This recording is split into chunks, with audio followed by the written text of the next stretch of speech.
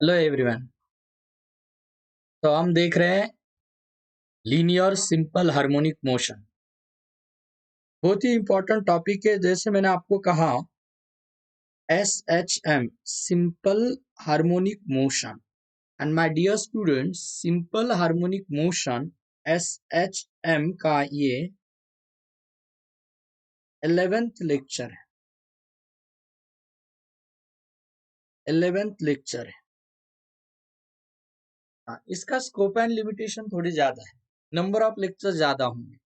और हम क्या कर रहे हैं, छोटे छोटे आर्टिकल्स जो है एक एक लेक्चर में कंप्लीट कर रहे हैं। तो आपको लगेगा कि बहुत सारे लेक्चर्स हो रहे हैं इसके, लेकिन स्कोप एंड लिमिटेशंस भी ज्यादा है। बहुत सारे टॉपिक्स इसको लिंक किए जाते हैं एंड दैट्स व्हाई ये टॉपिक बहुत ही इंपॉर्टेंट है। तो आज हम एक न्यू आर्टिकल ही देखने वाले हैं सिंपल हार्मोनिक मोशन में। बहुत ही इंपॉर्टेंट है, जरा ध्यान दीजिए अच्छी तरह से।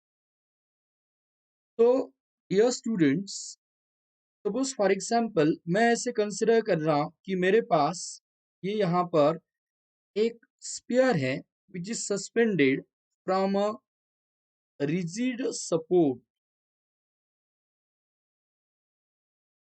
See, this is a sphere attached to the free end of the string which is suspended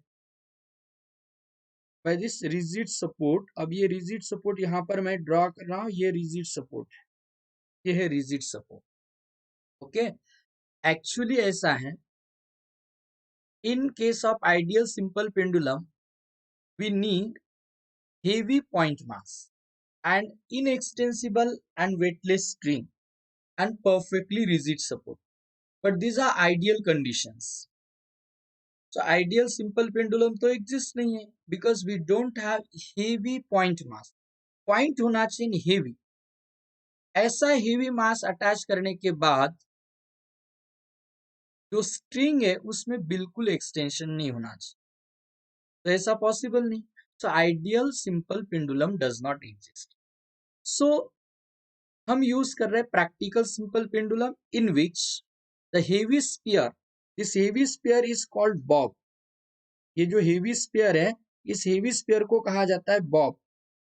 this Bob is suspended from this rigid support with the help of this light weight inextensible string. Weightless तो नहीं है, लेकिन जितना possible हो सके उतनी light weight string हमें लेना है. तो अब हम यहाँ पर सोचते हैं कि if we displace this bob from its equilibrium position, also known as mean position. अब हमने वो कॉन्सेप्ट देखे. अब इस मीन या इक्विलिब्रियम पोजीशन से हम इस एयर को, बॉब को डिस्प्लेस करते हैं, तो बॉब ऐसा मूव होगा, to and fro, back and forth, मतलब मोशन होगी simple harmonic motion. But my dear students, अगर हम ये डिस्प्लेसमेंट लार्ज हो, ये डिस्प्लेसमेंट लार्ज होगा, मींस ये जो एंगल है made by the string with the vertical position, if it is large, तो यहाँ जो पाथ है, ये जो आर्क है, ये सर्कुलर आर्क होगी.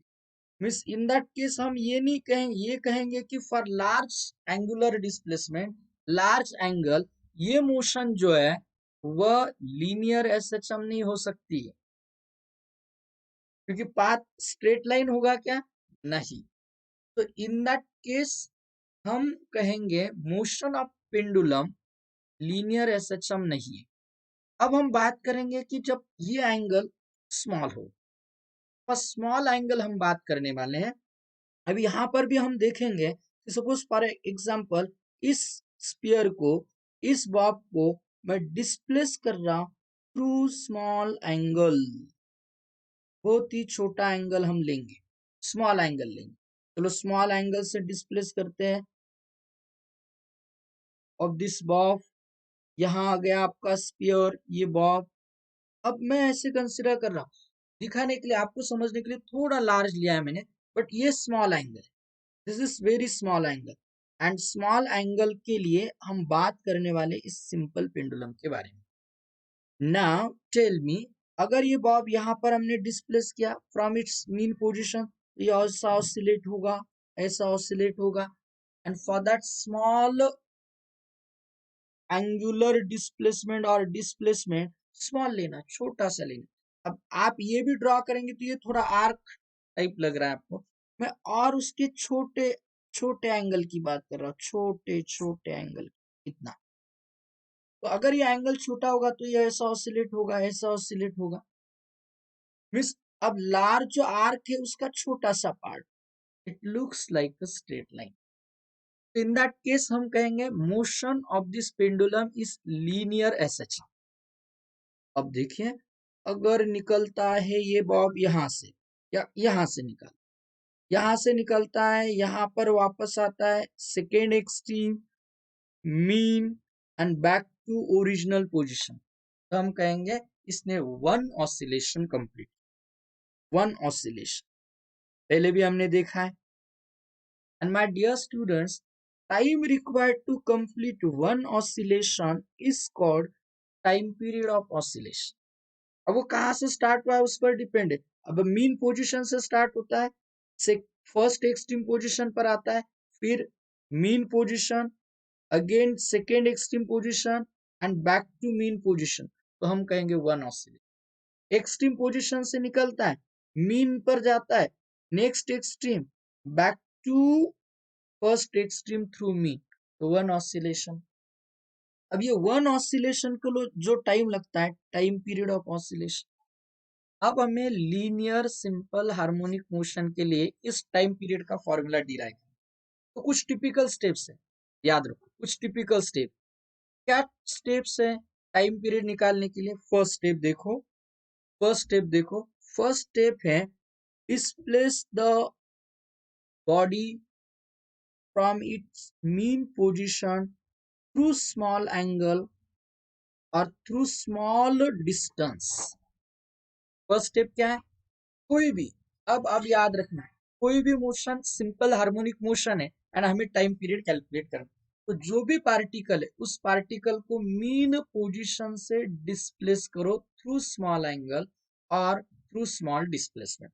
तो मैंने इसको डिस्प्लेस किया इधर।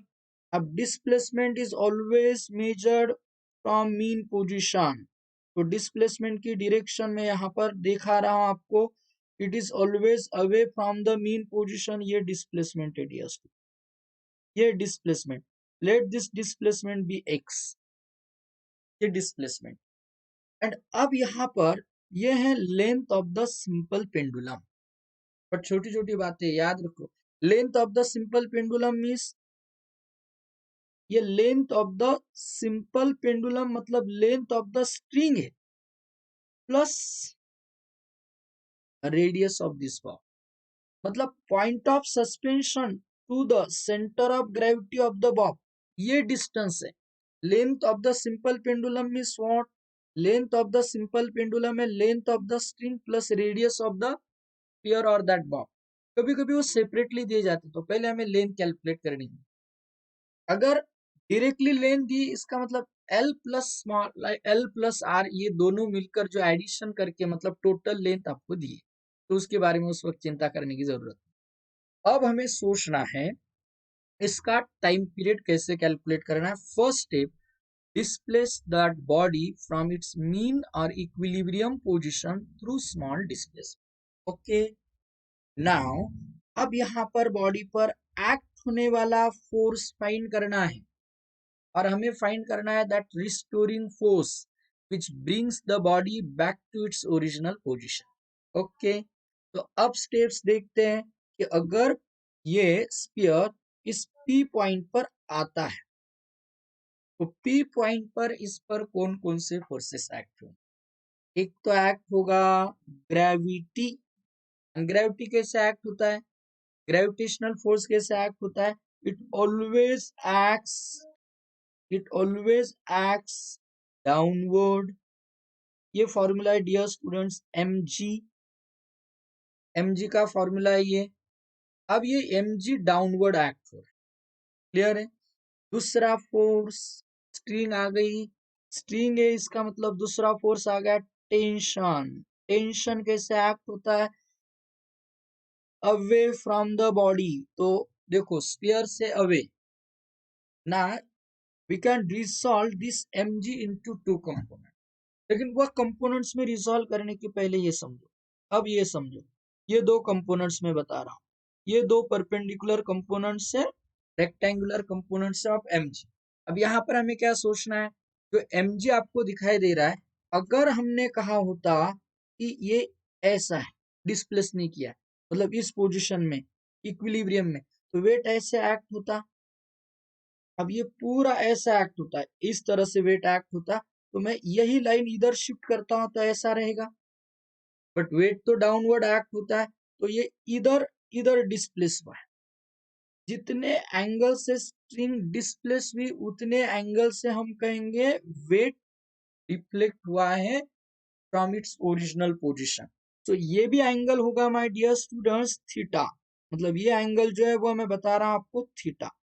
थीटा के दो कंपोनेंट्स, एक mg cos थीटा एंड दूसरा कंपोनेंट mg sin थीटा। तो अब जरा ध्यान से देखिए और समझ लीजिए डियर स्टूडेंट, ये जो स्टेप्स है वो बहुत इंपॉर्टेंट। अब अगर मैंने आपको कहा कि अगर आपको फाइंड करना है time period of this simple pendulum, तो आप किस तरह से फाइंड कर सकते हो, ध्यान से देखिए। अब यहाँ पर mg sin थीटा इधर एक्ट हो रहा है, अब मैंने स्पेयर यहाँ पर ही रखा, रिलीज किया तो क्या यही रहने वाला है, ये ऐसा मूव होगा टुवर्ड्स द मीन पोजीशन।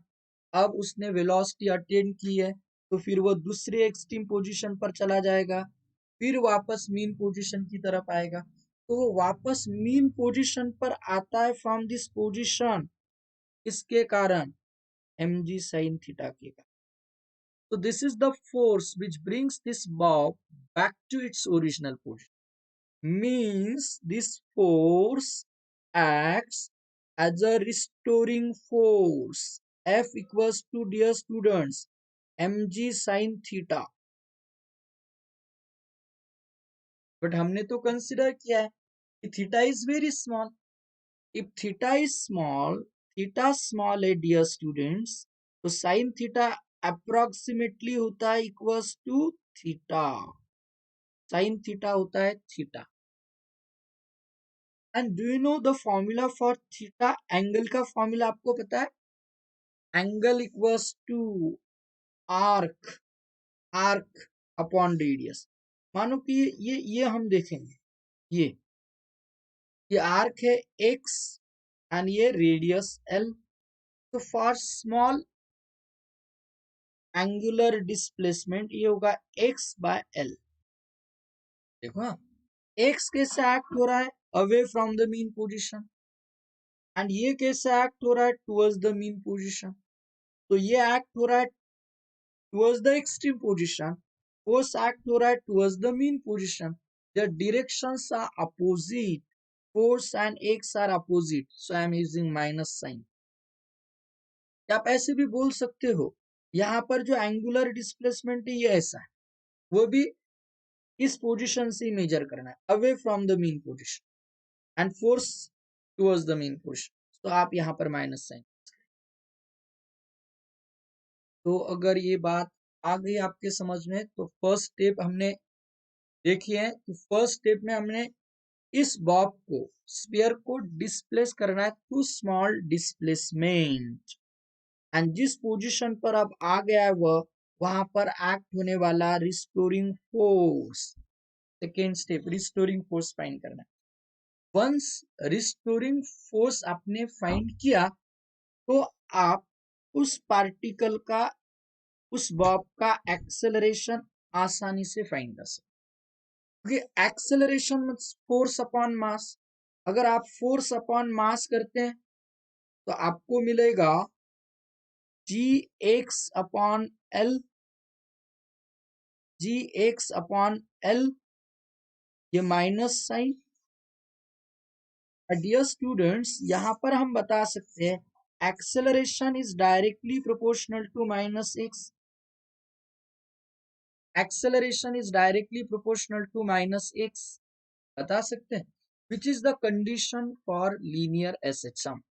तो क्या कंक्लूजन होगा हमारा, कंक्लूजन होगा कि simple pendulum is performing linear SHM, but for small displacement, सिर्फ स्मॉल डिस्प्लेसमेंट के लिए ये मोशन लीनियर एसएचएम होती है, लीनियर सिंपल हार्मोनिक मोशन होती है। अगर अब हम एक्सेलरेशन फाइंड करेंगे तो नेक्स्ट स्टेप क्या है, कॉमन ही स्टेप से, ये टाइम पीरियड फाइंड करने के लिए कॉमन स्टेप से अच्छी तरह से याद रखना है हमें, कॉमन स्टेप से।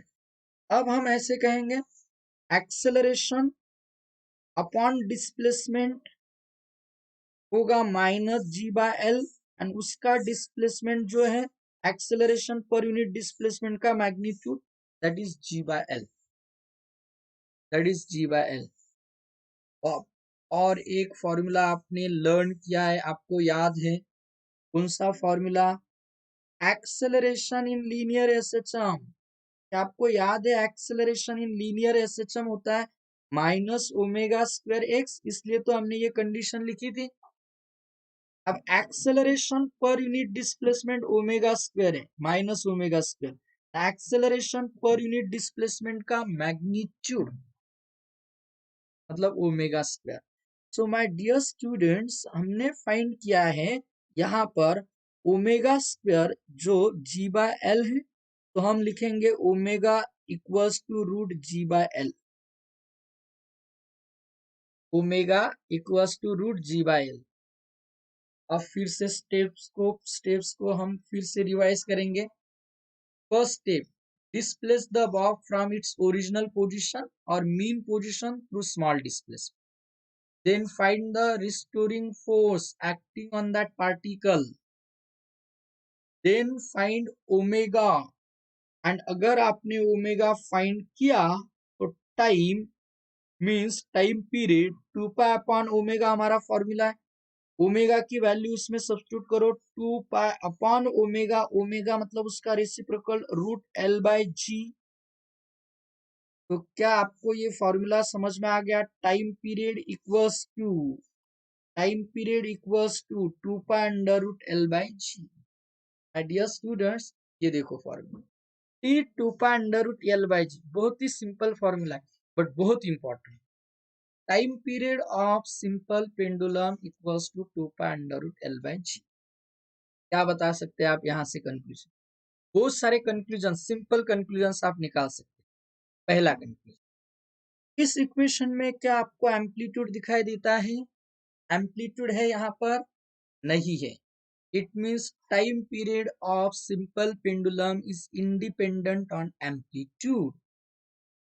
एम्पलीट्यूड स्मॉल हो लार्ज हो, अगर मेरे पास दो पेंडुलम मतलब एक ही पेंडुलम, उसका एम्पलीट्यूड आपने कहा स्मॉल वैल्यू डिस्प्लेस किया लार्ज है, तो भी टाइम पीरियड सेम हो, 2 pi under root L by g, but वो भी स्मॉल डिस्प्लेसमेंट के लिए उसके विद इन कम ज्यादा कर सकते हैं आप, 2 pi under root L by g. Second thing, small m which is the mass of the bob is also absent in this equation, so that's why you can say time period is independent on mass of the bob। मतलब कैसे, जरा समझ लो, ध्यान से देखो। अब यहाँ पर कुछ क्वेश्चंस बहुत मतलब थोड़ा सा सोचकर पूछे जाते हैं, तो जरा ध्यान से देखिए और समझ लीजिए ना। यहाँ पर है मेरे पास एक ये sphere bob, now this is hollow sphere, जो हॉलो स्पीयर है, हॉलो स्पीयर का मास m है। अब मैंने यहाँ पर टाइम पीरियड फाइंड किया, तो टाइम पीरियड है इस सिंपल पेंडुलम का t। अब मैंने क्या किया, दूसरा एक सिंपल पेंडुलम है, स्प्रिंग वही है, सिर्फ मैंने उसको अटैच किया solid sphere of different mass, but remember my dear students, दोनों की साइज सेम होनी चाहिए। मतलब इसकी जितनी रेडियस है फर्स्ट की, सेकेंड की भी उतनी होनी चाहिए। तो in that case solid sphere भी रहा तो टाइम पीरियड होगा सेम, टाइम पीरियड होगा सेम। तो छोटे छोटे एप्लीकेशन बेस्ड क्वेश्चंस आपको पूछे जा सकते हैं, तो हमें अच्छी तरह से ये पता होना चाहिए, ये छोटी छोटी बातें लेकिन इंपॉर्टेंट है, पूछे गए क्वेश्चन नीट में भी, जेई में भी। नीट जेई दोनों के क्वेश्चन हम देखने वाले हैं, डोंट वरी। अब मैं और एक यहाँ पर थोड़ा सा चेंज करके आपको क्वेश्चन पूछता, ट्राई फॉर दिस क्वेश्चन। ये मेरे पास हॉलो स्फीयर, डियर स्टूडेंट्स, इस हॉलो स्फीयर का टाइम पीरियड यहाँ पर सिंपल पेंडुलम है, and hollow sphere is attached to the free end of the string and its time period is t, capital T. Now this hollow sphere, ये जो मेरे पास hollow sphere है, इस hollow sphere में मैंने अब, just wait, मैंने इस hollow sphere में अब वाटर फिल किया है, it is feed with water. यहाँ पर अब इसमें वाटर है। अब इसका टाइम पीरियड क्या होगा? सेम सेम ही है, वही यहाँ पर मैंने जो स्फीयर लिया है वही स्फीयर है, लेकिन now it is feed with liquid water. तो क्या होगा टाइम पीरियड? मास पर इंडिपेंडेंट, और कुछ चेंज हुआ है क्या? नहीं, that's why its time period is also T. But dear students, अब इसका आंसर देने की कोशिश करो कि अगर ये जो मैं आपको बता रहा हूं सेकेंड केस, इसमें जो स्फीयर मैंने लिया है उस स्फीयर को, हॉलो स्फीयर को नीचे से होल ड्रिल किया, छोटा सा होल ड्रिल किया। नाउ यहां से वाटर बाहर आने लगेगा। अब क्या होगा time period of this simple pendulum? Now this sphere is oscillating, but अब ये ड्रेन आउट हो रहा है लिक्विड वाटर। अब टाइम पीरियड क्या होगा? Will it change? होगा या नहीं? चेंज होगा तो इंक्रीज होगा या नहीं? तो डियर स्टूडेंट्स, अब समझ लो। अब आप ऐसे बोल सकते हैं कि टाइम पीरियड सेम होगा क्योंकि मास चेंज हो रहा है। यहाँ पर ध्यान देना बहुत जरूरी, यहाँ पर ध्यान देना जरूरी। दो तीन केसेस मतलब उससे समझ में आनी चाहिए। Time period of simple pendulum also depends on its length. And क्या रिलेशन है लेंथ से? Time period of simple pendulum is directly proportional to square root of length. Length change हो गई, टाइम पीरियड चेंज होगा। Length increase, time period increase. Length decrease तो time period भी होगा decrease, direct proportion. अब यहाँ पर लेंथ मैंने आपको जो पहले बताया स्टेटमेंट वो इंपॉर्टेंट है। What is length? Length is the distance between point of suspension and centre of gravity of the Bob. तो हमें इस पर ध्यान देना होगा। जब हम सेम साइज, मैंने मास कहा डिफरेंट है, but I told you size same होनी चाहिए। साइज क्यों? क्योंकि ये सेंटर ऑफ ग्रेविटी की पोजीशन चेंज नहीं होनी चाहिए। अगर यहाँ पर हम देखते हैं, ये अगर ड्रेन आउट होगा, मतलब यहां से हम कहेंगे वाटर अगर बाहर आने लगेगा, तो इन दैट केस क्या होगा? जरा ध्यान से देखो, जस्ट वेट। तो उस वक्त क्या होगा जरा समझ लो।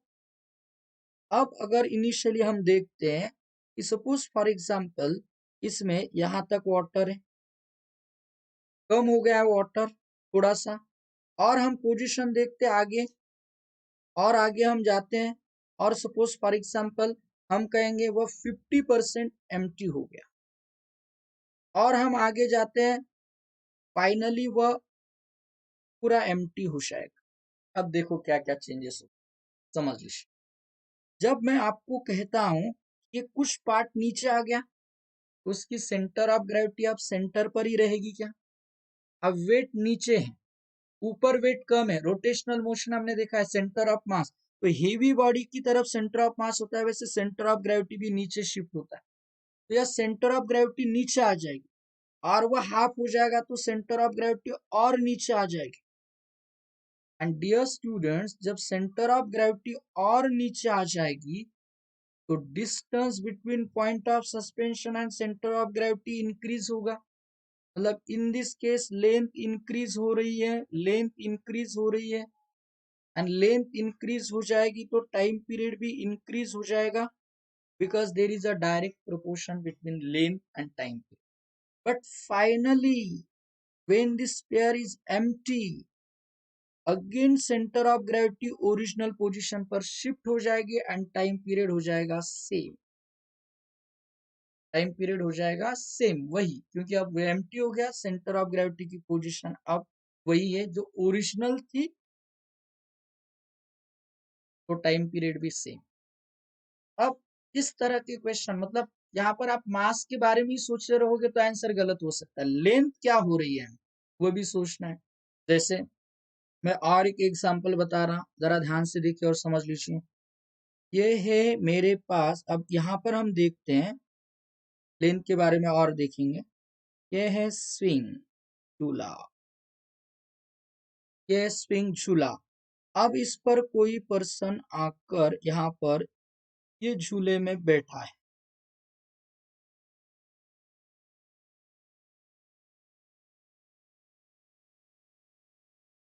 यहाँ पर ये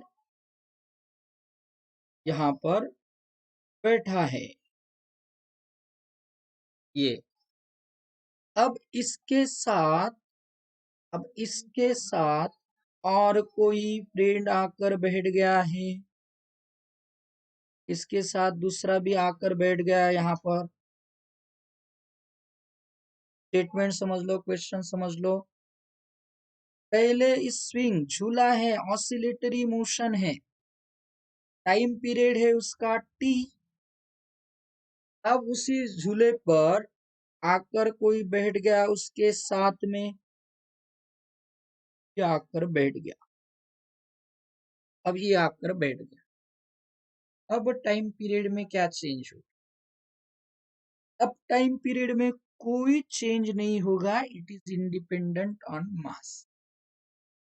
बट माय डियर स्टूडेंट्स, अगर आपको पूछा इसका टाइम पीरियड टी है एंड वह सिटिंग पोजीशन में है, एंड जो सिटिंग पोजीशन में है वह सडनली स्टैंडिंग पोजीशन में आ गया, ये स्टैंडिंग पोजीशन खड़ा हो गया। अब स्टैंडिंग पोजीशन में आ जाएगा तो उस वक्त टाइम पीरियड में चेंज होगा या नहीं? अब टाइम पीरियड में चेंज होगा या नहीं,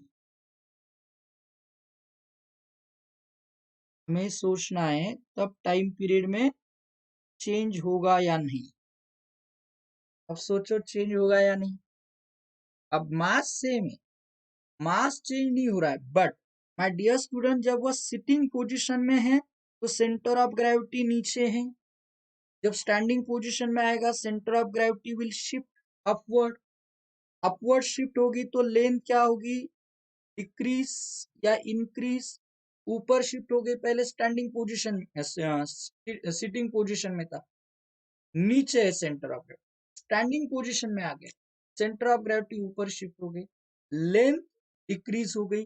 अगर लेंथ डिक्रीज हो जाती है डियर स्टूडेंट्स तो टाइम पीरियड भी क्या होगा, डिक्रीज।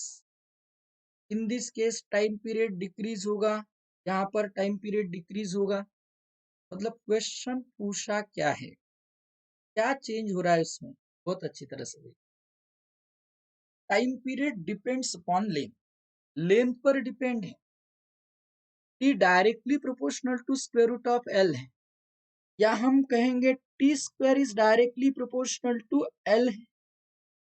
तो जब भी आप ग्राफ प्लॉट करोगे between T and root L, जब भी आप ग्राफ प्लॉट करेंगे between T and root L, या आप प्लॉट करेंगे टी स्क्वायर एंड एल में, तो ग्राफ का नेचर कैसा होगा, डायरेक्ट प्रोपोर्शन है तो कैसा होगा, स्ट्रेट लाइन। ये छोटी बात है बट इंपॉर्टेंट है, याद रखें।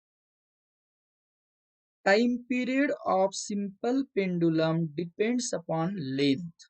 अब जहां जहां लेंथ चेंज होती है वहां वहां टाइम पीरियड चेंज होगा। लेंथ से भी रिलेशन मैंने बताया, T is directly proportional to square root of L. अब ये जो पेंडुलम होता है उसमें जो स्ट्रिंग यूज की होती है वो होती है मेटल की स्ट्रिंग, मेटालिक स्ट्रिंग। अब ध्यान से देखिए, अगर समर सीजन में आप देखेंगे यहाँ पर यह simple pendulum of length L. जब हम देखेंगे समर सीजन में टेम्परेचर इंक्रीज होगा, टेम्परेचर इंक्रीज होगा तो डियर स्टूडेंट्स इसकी लेंथ भी इंक्रीज हो जाएगी, बिकॉज मेटल स्ट्रिंग एक्सपांशन हो जाएगा, कॉल्ड थर्मल एक्सपांशन। तो फाइनल लेंथ कंसिडर करते हैं एल डैश। तो एल डैश है तो इतनी नीचे की तरफ इंक्रीज हो गई, उसको कंसिडर करते हैं change in length delta L. Delta L, अब ये जो डेल्टा एल है वह हमें फाइंड करना है। तो तरीके से आप फाइंड कर सकते हो, या तो यहाँ से आगे हम थर्मल प्रॉपर्टीज ऑफ मैटर आपने देखा होगा, या तो हम आगे देखने वाले हैं, वो थर्मल प्रॉपर्टीज ऑफ मैटर में ये रिलेशन आएगा। क्या है जरा भाई, क्या है? अगर हम सिंपल वे, अगर नहीं भी हुआ तो मैं जो बता रहा हूं उस पर ध्यान दो। ये है स्ट्रिंग, अगर आप करोगे उसे हीट, मतलब आप अगर उसको हीट करोगे तो लेंथ तो इंक्रीज होना है। अब जो लेंथ इंक्रीज होगी तो आप बता सकते हैं जो इंक्रीज लेंथ है, और you can say change in length है। मैं चेंज इन लेंथ दे रहा हूं। ये चेंज इन लेंथ जितनी ज्यादा हीट सप्लाई करोगे उतनी ज्यादा इंक्रीज होगी। लेंथ इंक्रीज होगी कब? जब टेम्परेचर इंक्रीज होगा या चेंज होगा। उल्टा भी हो सकता है, टेम्परेचर डिक्रीज करोगे लेंथ जो है कॉन्ट्रैक्ट होगी, जैसे कि विंटर सीजन में हो।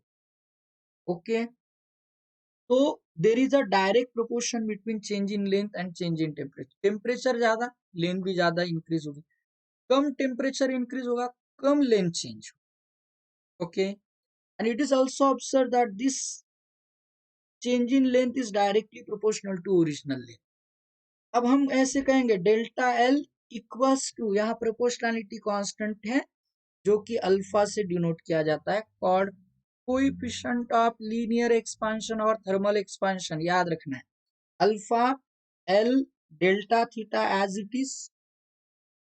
ध्यान से देखिए और समझ लीजिए,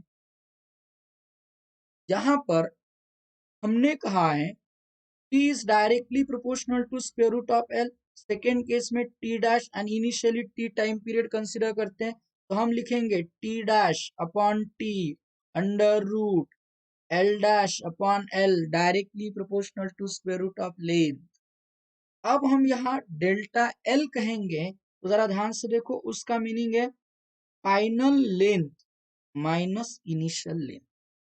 तो L डैश क्या होगा डियर स्टूडेंट्स? माइनस L इधर चला जाएगा, प्लस L हो जाएगा, plus L plus alpha L delta theta. L common निकालेंगे तो बचेगा 1 plus alpha delta theta, 1 plus alpha delta theta into L common इधर ट्रांसफर करता L डैश अपॉन L। अब यहां सब्स्टिट्यूट करते हैं T डैश अपॉन T के फॉर्मूला में, तो क्या होगा हमारा फॉर्मूला? देखिए under root L dash upon L 1 plus alpha delta theta, मतलब पावर है 1/2, स्क्वायर रूट है मतलब पावर 1/2। बाइनोमियल थ्योरम यूज करते हैं, एक्सपांशन करते हैं। 1 plus alpha delta theta 1 raise to, इसका स्क्वायर रूट है, मैं ऐसे लिख देता हूं आपको समझने के लिए। यहाँ पर स्क्वायर रूट है, इट मीन्स पावर 1/2।